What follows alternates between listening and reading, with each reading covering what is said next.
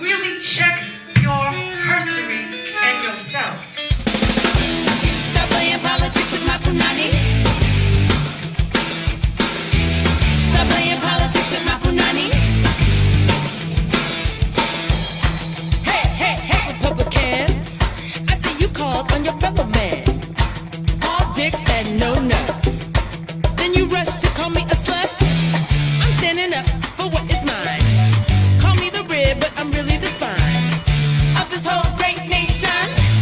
Ain't gonna put me back on the plantation. No, stop playing politics with my Punanny.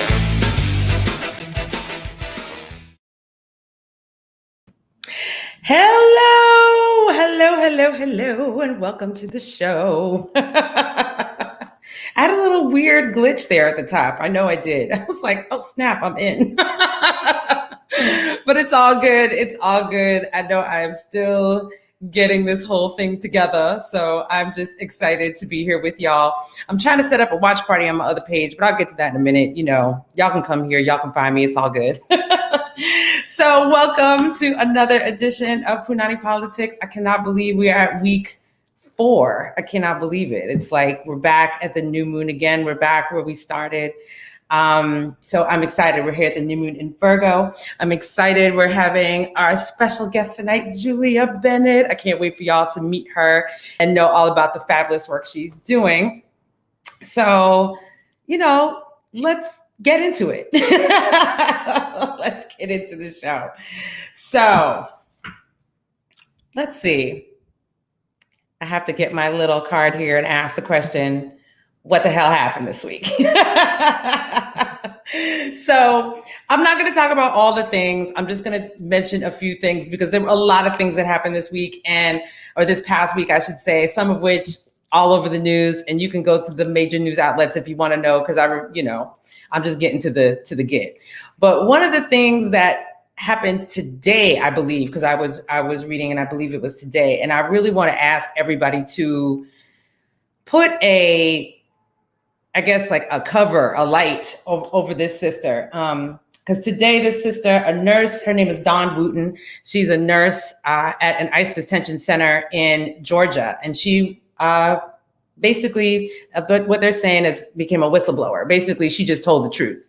She told the truth about what is happening in that ICE detention center, which is that they are illegally, unlawfully, really without consent, giving mass sterilizations to the women who are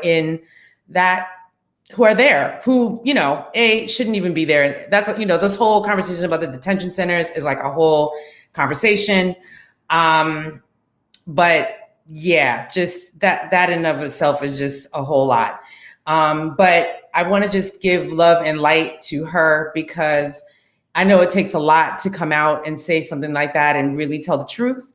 And I know that she's going to need a covering because if you are, talking about ICE or talking about the government in that kind of way, we know anything can happen. So much love to her. And also just love and healing and light to all the folks that are, in my opinion, being unlawfully detained. Because that's just the truth. And, as we talk about mass sterilizations, it's interesting because we are talking about fibroids tonight. And I'm going to talk about some of the things and some of the things that have come up for me around surgery and all kind of things. But I'm just going to say that we really need like a mass healing to go on right now. So I think that's what the earth is calling for. So the second thing that I wanted to talk about today was that yesterday, Breonna Taylor's family was given a $12 million settlement in her unlawful death. And, for some folks, of course, $12 million is not enough. And I hear that $12 million is not enough. It's not bringing her back.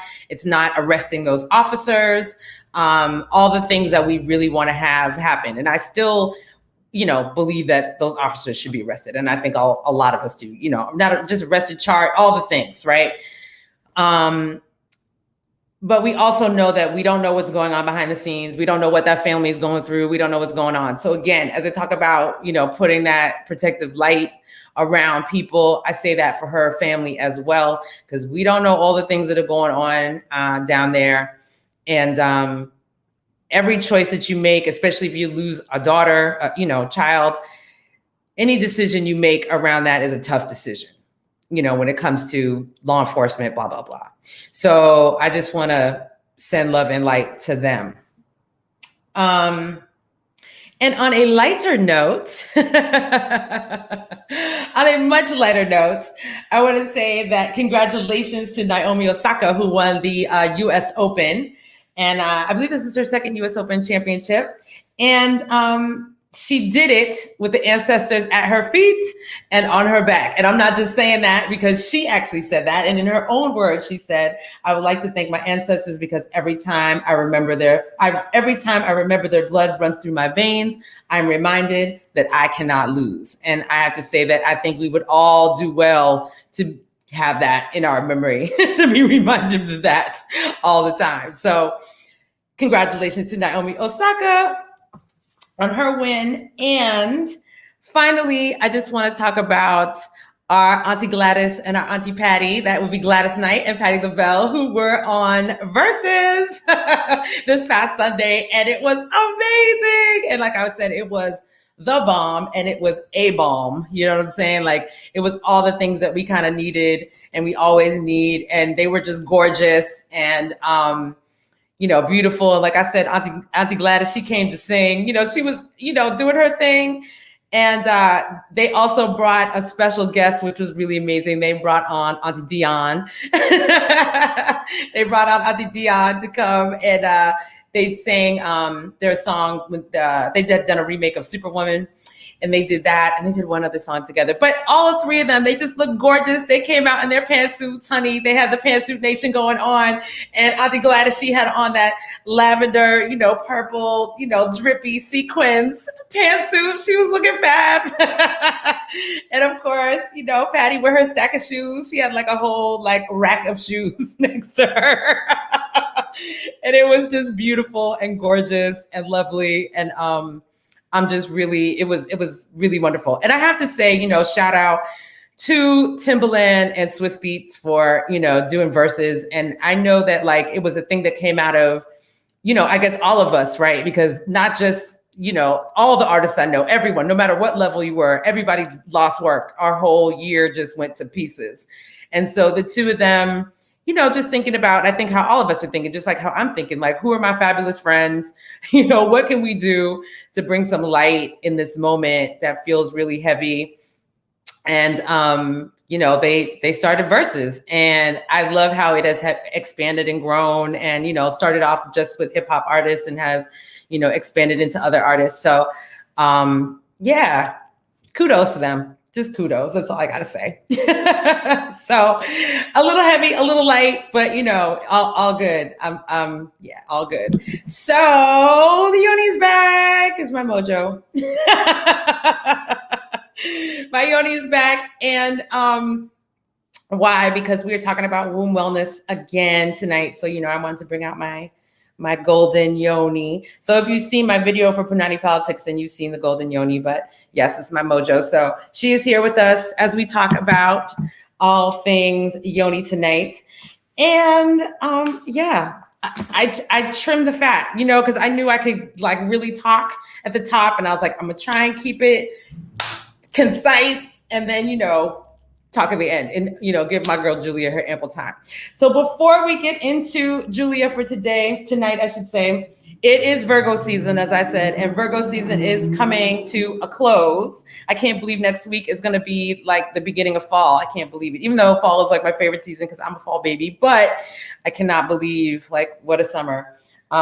So as we bid farewell to the summer and to Virgo season, I have been, doing these montages throughout the season where I've been showing, some celebrity folks who have been Virgos. So I decided tonight I'm going to highlight my personal friends who are Virgos because I have fabulous Virgo friends, who are also artists and doing all kind of things. So I'm just going to put their pictures up in there. I think if you're watching on YouTube, in the description, I've put everybody's websites and links because I didn't put their names or anything. But I put them in there in order of how they appear in the video. So then you can, if you want to check out people's work, you can. So everything from, writers, dancers, musicians, TV producers. Trying to think who else I got in there, gallery owners, all kind of things. These are the people that I know. So, I just want to give you that. And I'm going to get into this new moon in Virgo video. And it is the new moon in Virgo. Great time to set new intentions, get new things going. Now is the time. So here we go. New moon in Virgo.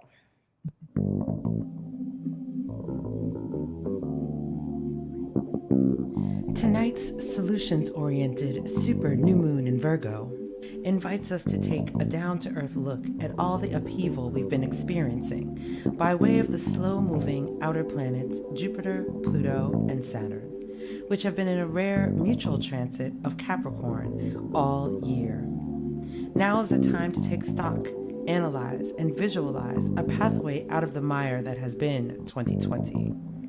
This is a moment to pause and make a considered plan, even as frustrated retrograde Mars and Aries would love nothing more than to rush headlong into just any kind of action. The conjoined Sun and Moon in Virgo are pleased to harmoniously encounter disciplined Saturn and put a plan in place to the tune of practice makes perfect.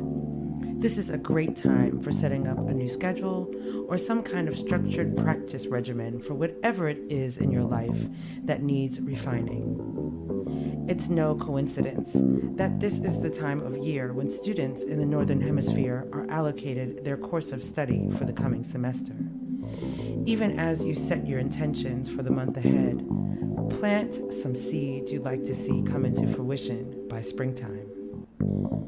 The Virgo Capricorn energies of this lunation favor delayed gratification. Capricorn's eye is on the prize, and Virgo wants a perfect outcome. Together, they insist we put in a sustained effort and be painstaking with details, leaving nothing to chance. All of us have hopes, dreams, aspirations, and intentions. The time has perhaps never been more ripe to commit and give it your best shot. Saturn is on the verge of completing a 3-year transit of Capricorn.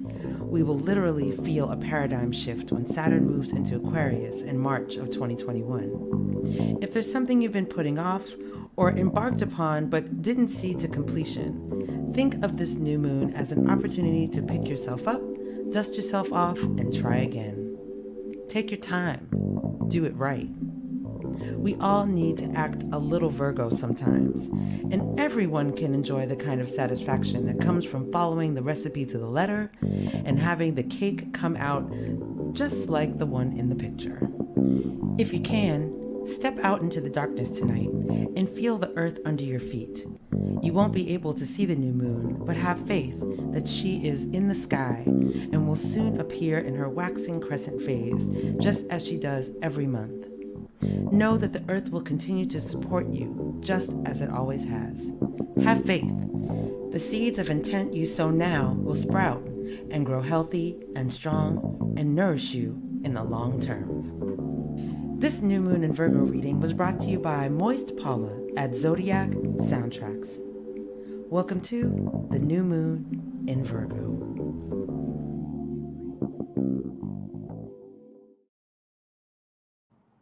Yes, yes. Welcome to the new moon in Virgo. And you got to see all my fab friends. So yeah, if you're, like I said, if you're checking this out on YouTube, if you look down in the description, there'll be links to everybody's stuff and you can check them out, support some independent artists because that's what we are out here. So yes. So changing gears again, I am so excited to bring to the stage. That's what I always say, coming to the stage. And we're going to get into this fibroids. We're going to get into this womb wellness. Coming to the stage, Ms. Julia Bennett. Yay! I always say I miss the stage, so that's why everybody's coming to the stage. So welcome, Julia. Thank you. And before we get into it, like I said, I'm going to read a little bit of Julia's bio so that y'all know who she is. And then I'll just tell you how we know each other. But first, Julia Bennett is a board-certified licensed acupuncturist trained in both Chinese and Japanese acupuncture. She completed extensive studies in Chinese herbal medicine and Native American herbal medicine. Julia's particular passion is community health and health concerns of women who have tested positive for HIV and AIDS. Julia ardently believes that the health challenges of our humanity must address wellness as a birthright. Through the process of self-actualization, communities are able to access their potential for transformation, make informed healthcare choices, and become well. With the use of acupuncture, herbal medicine, and the divine healing of compassionate touch, Julia stands as a committed vessel for the manifestation of wellness for all. Welcome to the show, Julia. Thank you.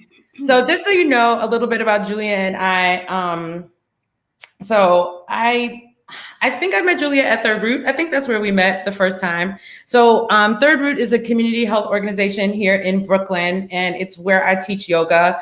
And Julia is one of the co-owners of the space.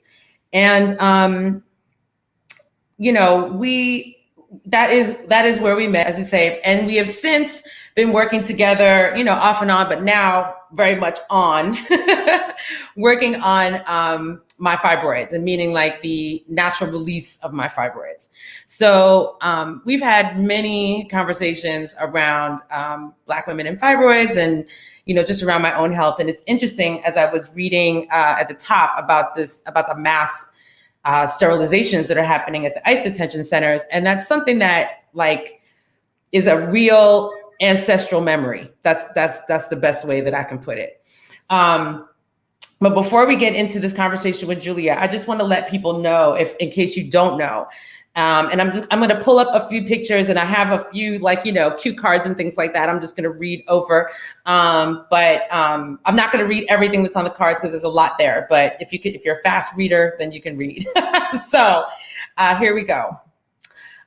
In July, our soon-to-be VP, who you see there on the screen, Kamala Harris, and my Congresswoman here in New York, Yvette Clarke, introduced a bill called the Uterine Fibroid Research and Education Act, which is a legislation to initiate crucial research and education in relation to uterine fibroids and ensure that women get information and care that they need. And to quote Kamala, millions of women across the country are affected by uterine fibroids that can present serious health complications that can lead to maternal mortality and morbidity, an ongoing crisis for Black women. We have an opportunity to change that with the Uterine Fibroid Research and Education Act. So just a little bit about that. Like I said, I'm not going to read everything, but just a few statistics. Each year, approximately 7 million women in the US suffer from symptoms of fibroids, and an estimated 330,000 of them are symptomatic women reside in New York. Uterine fibroids affect an estimated 26 million women between the ages of 15 and 50 across all racial backgrounds and socioeconomic levels in the United States. But Black women develop uterine fibroids earlier, have larger and greater number of fibroids, and they are 3 times more likely than white women to be hospitalized for uterine fibroids.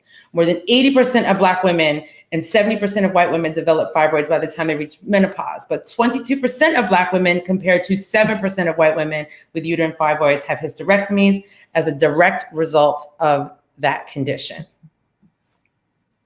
And despite being the most common gynecological condition, there is a lack of awareness and prioritization around uterine fibroids as an important health issue. Some women who experience uterine fibroids have no symptoms. However, they can experience severe pelvic pain. Those who do experience severe pelvic pain, iron deficiency, anemia, miscarriages, infertility, and heavy bleeding. So that's just a few of the things. And I can talk about my own things, but we'll get into that in a minute. So Julia, just tell us, before we get all into that, how you came to, you know, your healing journey, like what started you on that path?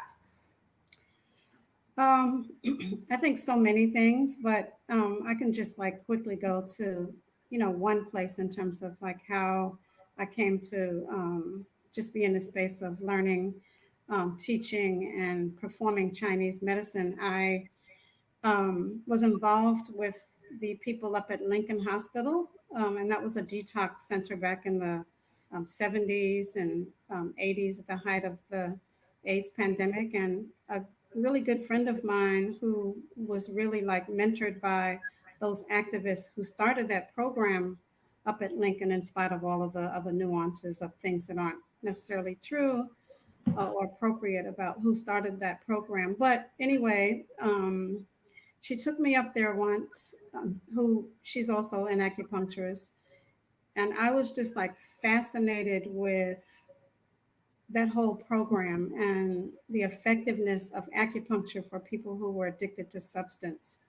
It just like touched my soul. I was just so excited. And I just knew that because it was done in community, large rooms with people coming in, swabbing their own ears, sitting in a comfortable reclining chair, receiving these 5 needles in the ear called the NADA protocol, and just relax for those however long they wanted to stay, just to detox, relax, because of all of the stressors around being addicted anyway.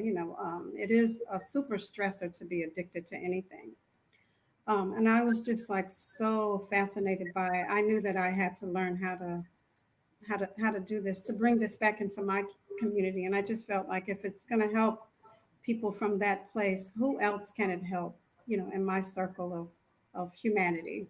Right. Absolutely. And so I would go up and volunteer. This was before they had the training programs that they did at Lincoln to teach people how to do the protocol. So I jumped in and learned the protocol right then and there. And a lot of what I was volunteering to do there was at the height of the AIDS pandemic. So I treated a lot of people with HIV and AIDS, and of course, people also addicted to substance. And it just kind of grew from there. And at that time, there weren't like really very many acupuncture schools, and there were none in New York. Wow. And so we called ourselves like barefoot doctors and underground acupuncturists. And that's basically what we did. We went back into our communities and performed the NADA protocol. And I also, from this person, learned to do body acupuncture. So I was really an acupuncturist before I was a licensed acupuncturist. Wow. Yeah. That's amazing. Yeah. I think a lot of us do that, you just kind of get in, especially when friends ask you like, can you do this? It's like, yeah, let me figure it out, and I can do it. Cause I was I was a doula before I was ever a licensed doula. Right.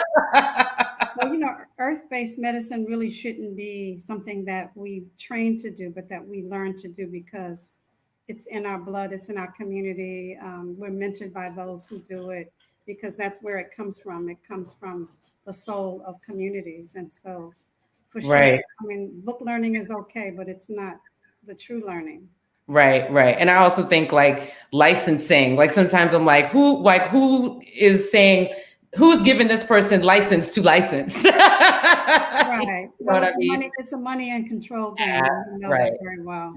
Yes, we absolutely know that. So tell me just quickly, because I know it says that you learned Chinese and Japanese acupuncture. And a lot of people don't, people think about acupuncture, they go straight to Chinese. So tell us just in a nutshell, subtle differences or what, yeah. Well, in my learning and experience, Chinese medicine is a lot more aggressive. For example, when you insert a needle from a Chinese perspective, they believe that you have to go deep until you find the qi or access that energy that's going to create some change and transformation. The Japanese believe that the qi is always available and the needle and the qi will meet as long as you understand where the point is. And so you don't have to go as deep. So it's a lot more gentle. It's certainly not as aggressive, and you just kind of like gently put the needle in. And I really like, those contrasts because sometimes treatments do need to be a little bit more aggressive. Mm-hmm. There are also those times when people need to be treated really gently. And so I really like having, access to both of those modalities. Yeah, absolutely. I mean, I've definitely, had acupuncture for years and I know the difference. Like I definitely had that very aggressive, and not to say that one is better than the other, but it's, Right. it's definitely, you can tell the difference. So getting into, the topic of uterine fibroids and Black women. So I know that's why I'm coming to you. That's what I'm working on. And is that something that you have, worked on with other women? And is it something that you see come up? And tell us about that. Cause I know, like I was saying in the, in the bill, just the disparity between how many Black women and women of other races, in particular, what they're talking about, white women, have them, but we just have them so disproportionately. So can you just tell me, I guess, about some of the things you've encountered around Black women and uterine fibroids? Well, I mean, I can certainly say that it's ginormous. It's a huge problem. And, I've treated many women with fibroids because so many Black women have them. I've been with partners who've had fibroids. I've been, my own biological daughter has had fibroids, and many of my other daughters have had fibroids. And it's really been a tremendous space in terms of the quality of their lives. And so I'm so excited that this bill has been introduced so that we can do those studies. My hope is that, because it's going to be controlled by the, the National Institute of Health, and funneled through the CDC, that I'm just trusting that the right people will get their hands on the research. Yeah. Although, people have, gotten involved and studied the potential protocols. The National Black Women's Health Imperative supports it, and, some other organizations. But, that's one of my concerns, is that Black women often get thrown under the bus, even in research, and not treated well. And we don't, I just trust that the research is authentic and that there's not more harm done than good. I mean, I'm trusting and hoping, but I know that well, that's all we can do. We have to be mindful of those things and move forward with great caution. Right. So, and I mean, I think it goes without saying, why it has taken so long to even come to this, because, women's health, and then, throw Black women's health on top of that, usually, like you said, gets thrown under the bus. We're not really believed. Like I always, or I don't want to say believe, but we're kind of just, oh, y'all will deal. And I know that has a lot to do with that faulty notion about Black people's threshold for pain. Absolutely. Because I know, for instance, when I was first told that I had fibroids, the answer was like, oh, well, come back and see me when they're bothering you. It's like, wow. It's like, so there's nothing we can do until I'm in severe pain or going through all these things. So tell me, what have been some of the protocols that you have used, on women, or with women, I should say, besides just acupuncture? Because I know you're an herbalist as well. So what have been some of the things you've used, and what kind of success, or, what has been some of the outcomes for you? Well, first let me say that, fibroids are relentless, especially in Black women, for a myriad of reasons. And until we start to address the core onset of fibroids, they're going to keep coming back. And so I can say I haven't had a certain kind of success in terms of eliminating fibroids, because the reasons that they occur are deeper than just what they are. And so but I have had some success in relieving some of the side effects of those fibroids. And there have been opportunities, spaces in time where they feel softer, which means that they can have the opportunity and propensity and probability to do some shrinking, so that if women do decide to do, anything, more invasive, the surgeries will be a little bit less intense. So I do acupuncture, use those modalities. What's believed in Chinese medicine is that fibroids is a spleen deficiency. And Mm. in that spleen deficiency, what happens is that there's an accumulation of like stagnation, and that stagnation becomes phlegm, and that phlegm starts to grow and attach itself. And so that's what we're kind of dealing with. And so for me, my question is always like, why are Black women so spleen deficient? You know, the spleen is the organ in the body that does many things, but it also transforms food into a substance that the body can utilize. So what kind of foods are we introducing into that energy? It's also the organ that controls our thinking process. You know, like what are we thinking that may cause that spleen to be out of balance? You know, so those things are like really important. And of course, it holds the blood.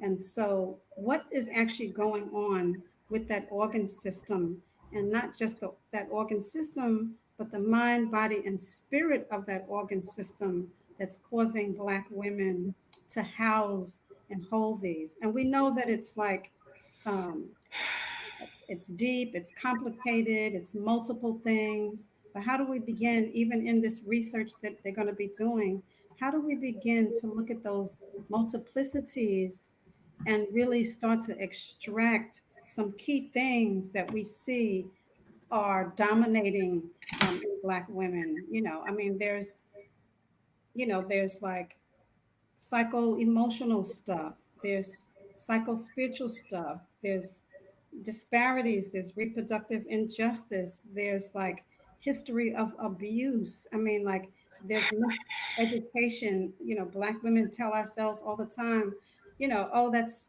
normal, you know, like that's normal for me, you know, like I've always um, had heavy menstrual bleeding, you know, it's no big deal, you know, I've Mm-hmm. always been constipated. Mm-hmm. Why aren't we looking at these things as relative issues that are contributing to the imbalance in our bodies and any kind of disharmony or dis-ease in the body? Again, it's just that the body is out of balance. And how do we begin to think about ourselves as balanced beings, you know, and what that feels like? Like so Yeah. many Black women don't know what it feels like to just feel good, you know, like, you know, there's always this ache of pain, like, oh, I've always had that. And so we get accustomed to the pain, and that's historical. That's because we've always been treated as beings that we can handle the pain. And that's how they're able to do experiments on us Right. Yes. and, you know, jab us up because it's like, oh, Black women don't feel the pain. But we know that historically through our experience with slavery that we had to hold on just to survive. We had to hold on to the pain of having babies ripped out of our bodies. We had to hold on to the beatings, you know, and we had to hold on to being raped by the slave master. And so we keep passing that trauma down through the generations and we don't realize it. And that's why in this research, I'm hoping that those are some of the things that come out of the research so that we can start to really like peel away some of this. And it doesn't mean white women don't have some of those same traumas because women, period, are being Right. abused. And so, what has abuse done to our wombs? You know, because in Chinese medicine, the womb is almost like a brain. You know, so it's having a conversation Mm. with us. It's saying something. It's trying to give us some information, but we're not taught. We're not taught to feel our vaginas, our vulvas. We don't look at them. We don't know what they look like. Right. Like we're not told that this is like a creative source, but this is also a place of like ultimate pleasure, you know. And we're afraid to look at our bodies. We're afraid to touch our vaginas and to look at them and to smell them and to taste them because there's all these taboos around it. And Right. we feel it anyway, but because we're working through all of this trauma, taboos, incest, you know, all of this. Yeah. All the things. And so we leave our vaginas and our womb, we just leave it as something down there, you know, as opposed to a part of our whole entity, that's our creative source. You know, the more freed we are up there, and I'm telling this to myself too, but the more liberated we are down there, the more our creative center, because that's the beginning of our creative force, our creative source starts down there. Absolutely. And so we need to open that up so that the ultimate in our capacity to be the most creative beings around, and we are much of that, but imagine where we can go once that chakra is wide open and free to be its highest self. Yeah. And going back a little bit to what you were saying about, that mind body connection and how we think about our wombs, or even how we think about our vaginas, in my research, because I've been researching this, in terms of just healing myself for a long time. One of the things that I found really interesting was the fact that so many, websites or whatever I'm looking at, they talk about affirmations, and they talk about just like talking kindly to yourself and to your womb to heal it. And then the second thing, also just talking about that whole ancestral memory. I know for myself, probably, for the size fibroids that I have, I should probably, at least know my options where it comes to like having a surgical option. But it really comes up for me, like that ancestral memory of the things that have been done to us historically. And I think about, as we are in 2020 and we're hearing about stories of people being of mass sterilizations, you know what I'm saying? But I think that, that whole affirmation, or as I sit here and ask all of us to cover other folks in light, I think I have to do the same thing for myself, right? Absolutely. We need each other. We need each other. Exactly. So, so I guess that's the thing too I wanted to talk about, because as you are an herbalist, you are a healer, where do you, when, I guess, do you, ever come to a point where you look at a client and you say, you know what, we've done all that we could do here. And maybe you should look into other things. So how does that sort of weave into your practice, I guess, in terms of knowing that, the Eastern and the Western can work together sometimes? Yeah, I mean, I would never throw the baby out in the bathwater. And allopathic medicine certainly has its place. I've never tried to stop any woman from having surgery. I always feel like, well, let's do everything that we can before we figure out if that's an option. But it's always a woman's choice to do whatever she wants to do.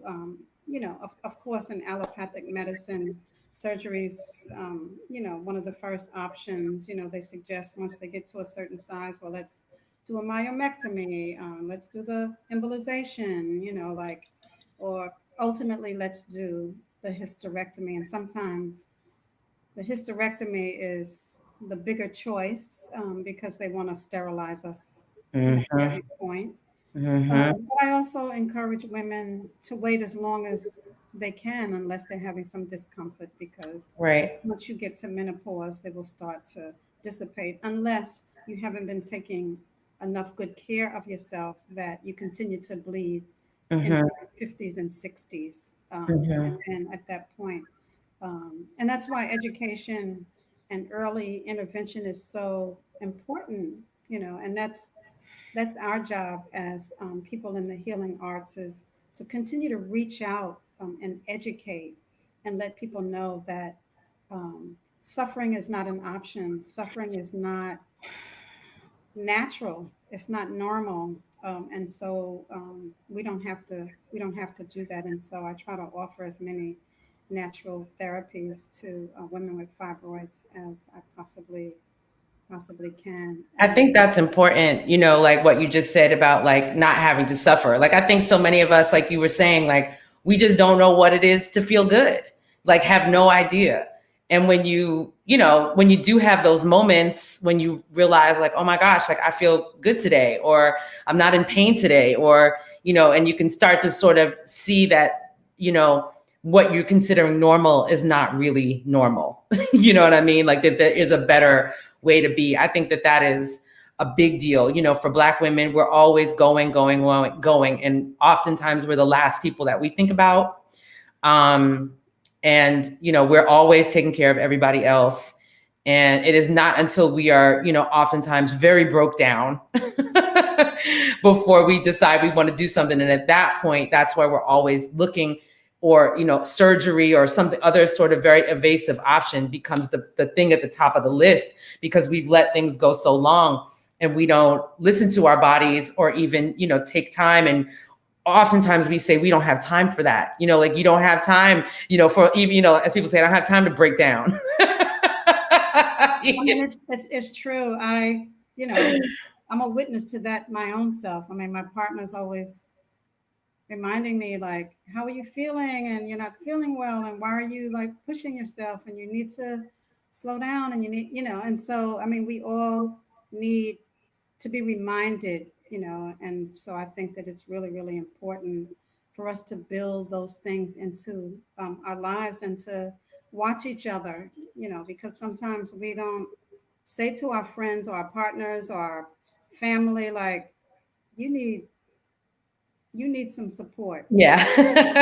And, you know, and it's really true. I mean, one of the things that's challenging for me too is like when I look at how many Black women don't have advocates, you know, they go to the doctors by themselves, you know, like they deal with these things alone. And so, and I think that that's, you know, that really breaks my heart to see women in the doctor's office all by themselves, Yeah. and having to hear all of this stuff alone and nobody to like have it to bounce off of. And, you know, like you may talk to somebody later, but you may not, you know. And so I Yeah. feel like we need to build support systems into, you know, our environments a lot more than we do. And that's one of the things I love about the Black Women's Health Now imperative, but it began as the Black Women's Health Project. And one of the key pieces in that organization was to have every Black woman be a part of a support group, Wow. so that you had a forum to tell your story,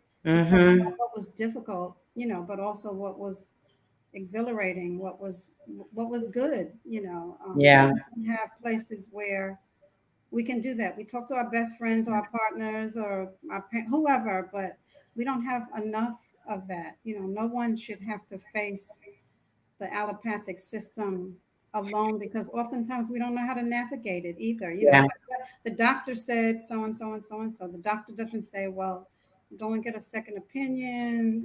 Right. You know, like, don't take my word for it. And they don't Right. have enough time with you to really like listen, Right. you know, because yes, you may have this physical thing going on, but the doctor's not noticing that you're stressed, you know, that you're frightened, that you're terrified, you know, that you feel alone.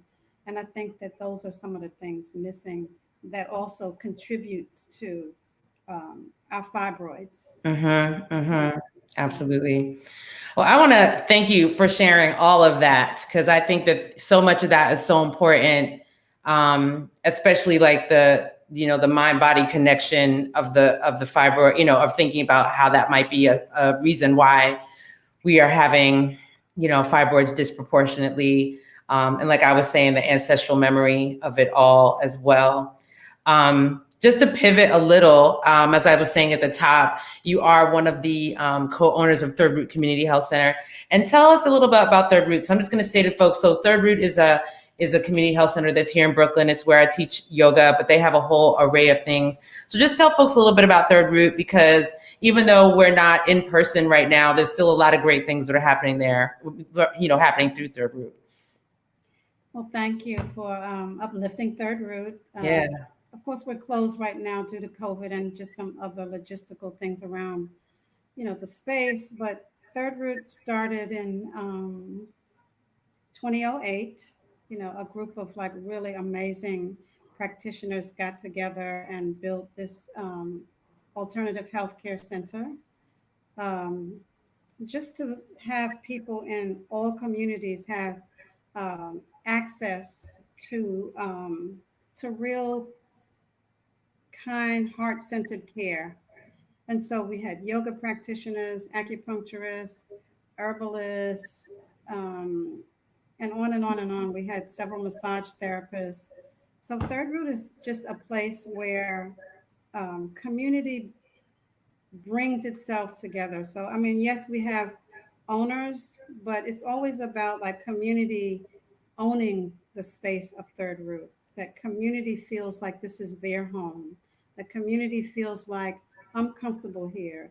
And so it's open to all people. And that's our goal, is to make it accessible to particularly the underserved, you know, like Black women, queer and trans folks, elders, you know, families, babies. So we have yoga for everybody, yoga for abundant bodies, you know, yoga for queer and trans, yoga for prenatal. I mean, we just have yoga for like every kind of thing that yoga needs to.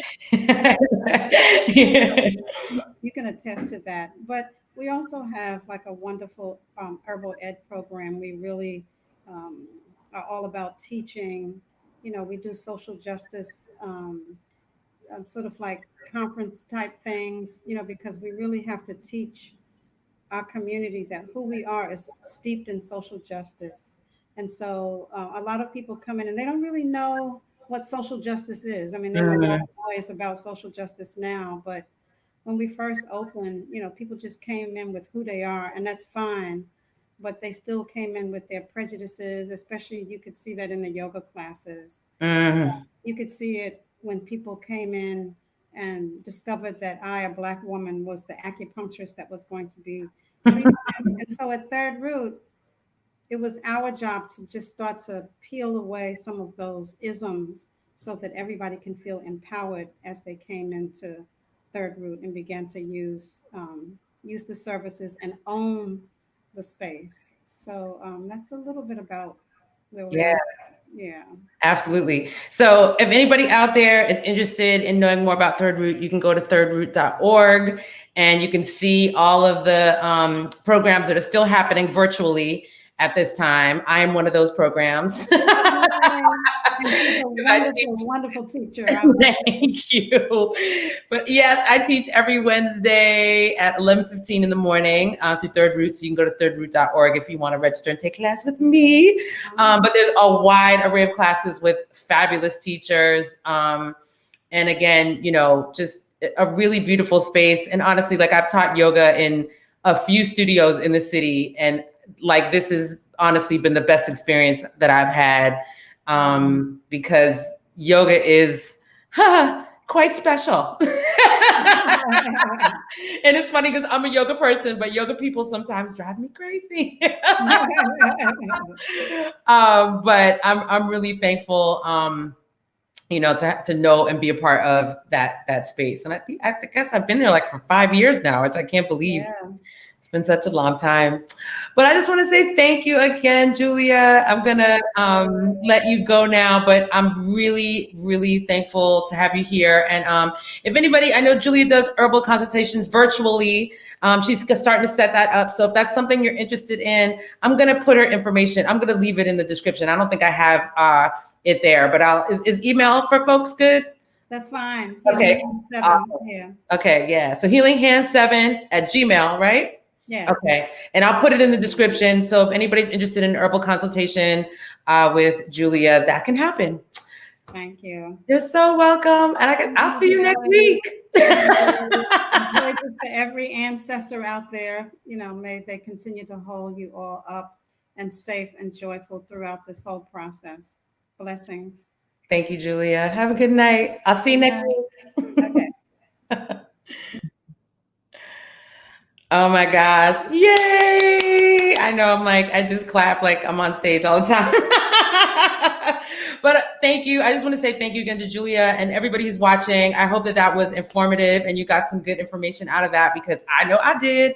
And you know, I've been on this journey for a while. So I just am really always ever thankful to have as much information about that as possible.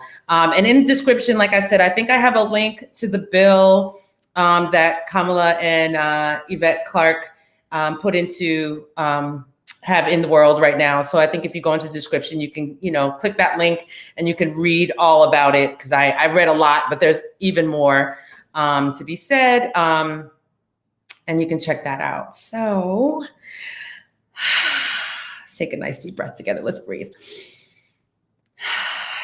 All right. I know I need a breath because I said every week, and I'm sticking to my word, that I'm going to honor a sister who has fallen at the hands of the police or at the hands of, misogyny, capitalism, patriarchy, all the things, white supremacy. So this week I am honoring Atatiana Jefferson, who I call my cousin, not because she is actually my cousin, but I am a Jefferson. My name is Shelley Nicole 7.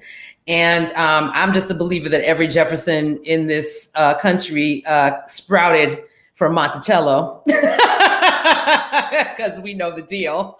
So as far as I'm concerned, every Jefferson I meet is my family. But let me put up my girl. So there she is, Atatiana. And so Atatiana was killed last year. She was 28 years old. She was a pre-med graduate student at Xavier University in Louisiana. She was babysitting her 8-year-old nephew playing video games together at the time of the incident. The officer who was called to the home was answering a welfare call made by the neighbor. What that means is the neighbor saw that the door was ajar, so wanted to check and make sure that everything was okay in the house. That was their intention of calling. When the officer arrived, he did not identify himself before he started firing at Atatiana, who and again, he didn't identify himself. So when she hears somebody coming in, she reached for her own handgun because she thought that there was an intruder. Haha, sounds familiar. That whole intruder, because wouldn't you think if somebody was busted in your house that it was an intruder? So the officer's quick to shoot actions were seen on his body cam. He resigned from the Fort Worth, Texas Police Department prior to being fired or being arrested. Again, sound familiar because that's happening a lot or happens a lot. So that officer was indicted, but still no trial date has been set. And that was 11 months ago. 11 months ago. And I know some folks might be like, well, we're in a pandemic, blah, blah, blah, but 11 months ago. And I keep thinking about Atatiana's nephew, to be quite honest, who was with her at that time, because I can only imagine you're with your aunt playing video games and then, she's gone.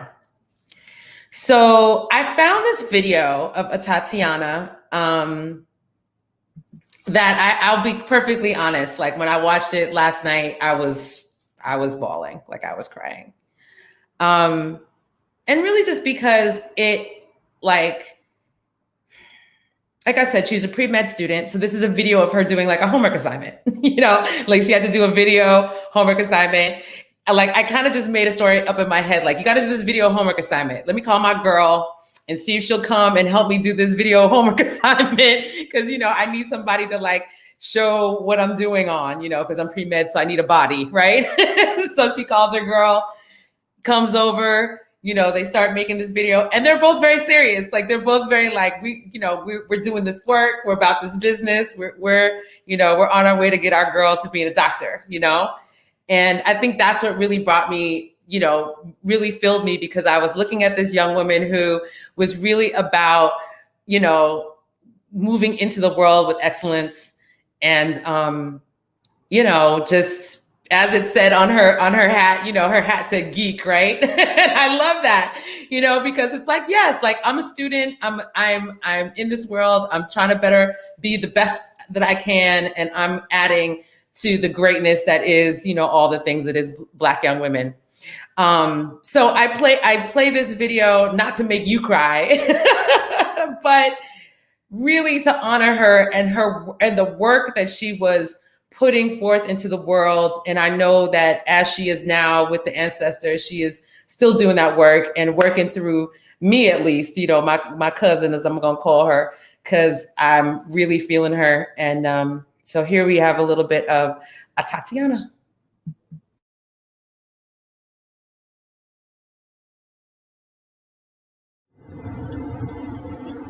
Hi, my name is Atatiana Jefferson, and I'm doing lab exercise 5 for AMP1 lab. This here is the cranial cavity. This is the thoracic cavity here. This is the ventral cavity. The ventral cavity includes all of the front cavities, which would be the thoracic cavity, the abdominal pelvic cavity, the abdominal cavity, and the pelvic cavity. This is the abdominal cavity here, which includes the area just under the diaphragm. This area it's the abdominal and pelvic cavity. This is the pelvic cavity here. This here is the spinal cavity. So it has those cavities there. This is the spinal cavity, and this is the dorsal cavity. The dorsal cavity includes the cranial cavity and the spinal cavity. And this is Gillian, my skeleton. Thank you, Gillian. Now my friend is going to come help me do the quadrants and the regions. So this is the upper right quadrant here.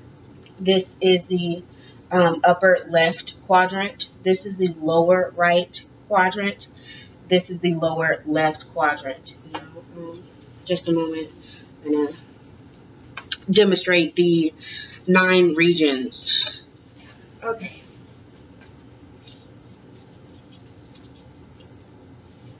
Straight enough. Okay. All right. All right. So this is the hypochondriac region here. This is the epigastric region. This is the right hypochondriac. Sorry, this is the epigastric region. This is the left hypochondriac region. This is the right lumbar region. This is the umbilical region, and this is the left lumbar region. Here is the right iliac. This is the hypogastric region, and this is the left iliac region. Again, I was Atatiana Jefferson doing.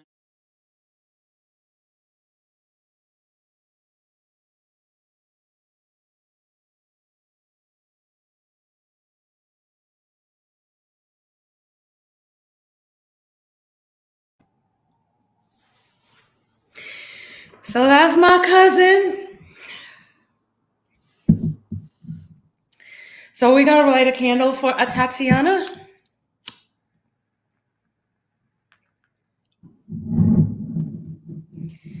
And, oh, yeah. And never forget, as I said.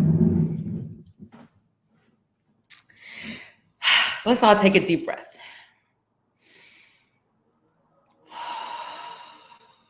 Let's shake.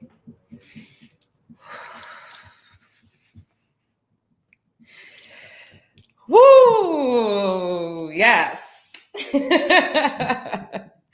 Give thanks for Atatiana, her life, her legacy, her love, her joy, her passion for medicine. You could tell like she was really into it. She named her skeleton,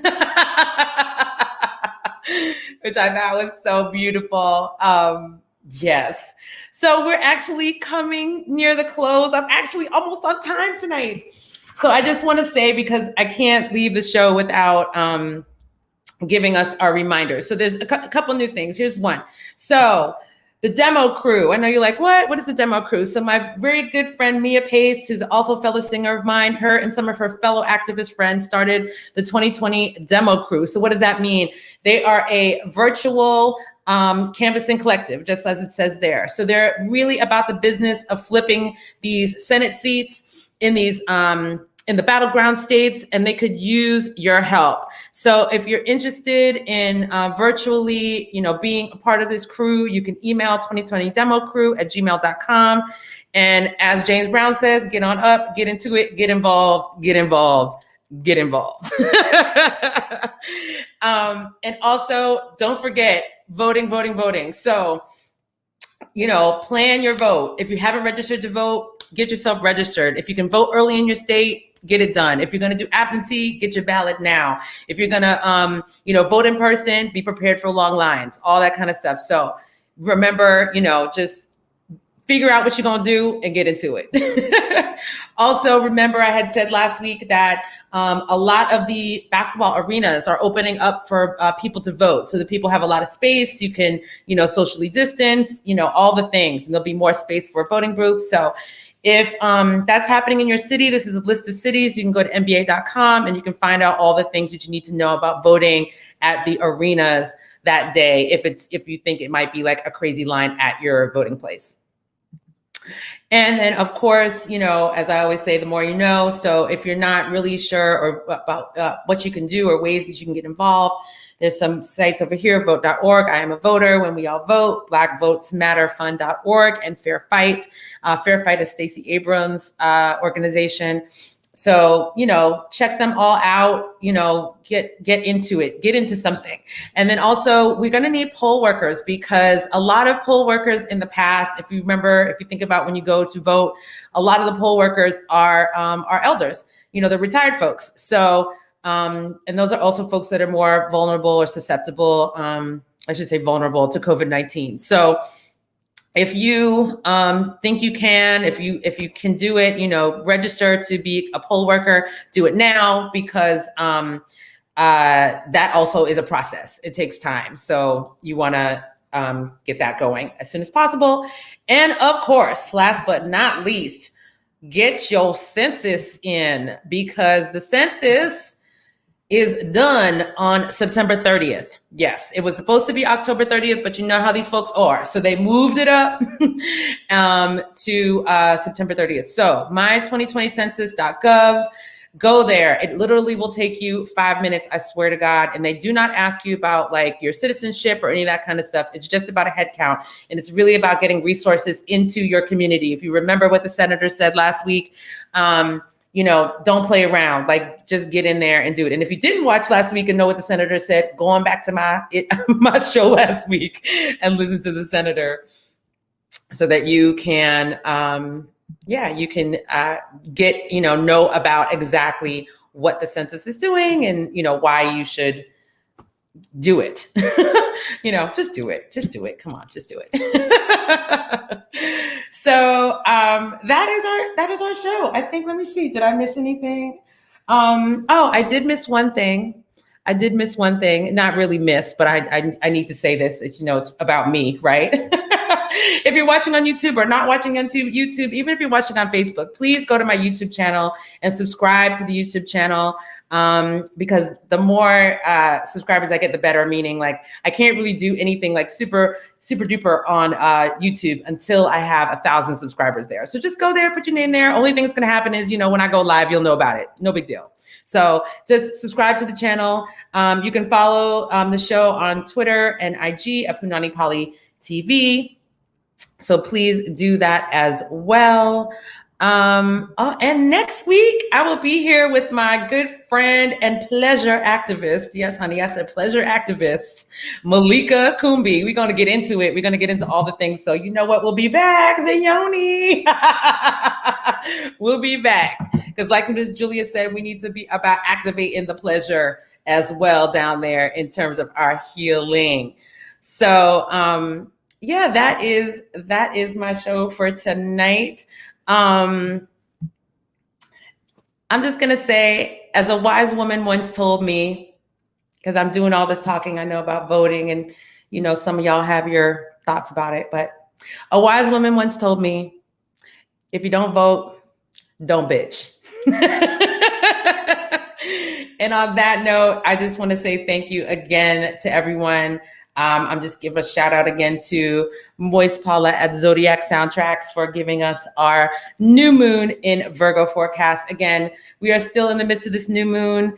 Get yourself some new moon energy, bring in some new intentions. You know, that Virgo energy is very particular. Get clear, write it down, and bring it in, because we can do it. We can do it. Thank y'all. I'll see you next week. Have a good night.